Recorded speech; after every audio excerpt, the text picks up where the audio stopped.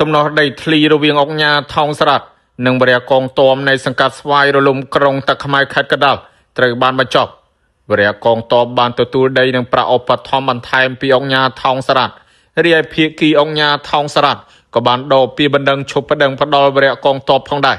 ការសម្របសម្រួលបញ្ចប់នេះធ្វើឡើងនៅព្រឹកថ្ងៃទី24ខែមិថុនាឆ្នាំ2026នេះយានដ្ឋានរដ្ឋា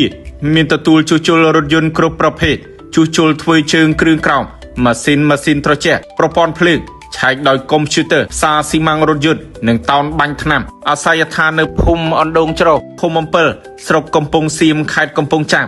លេខទូរស័ព្ទទំនាក់ទំនង012 202 906 069 51 31 92 097 92 04 242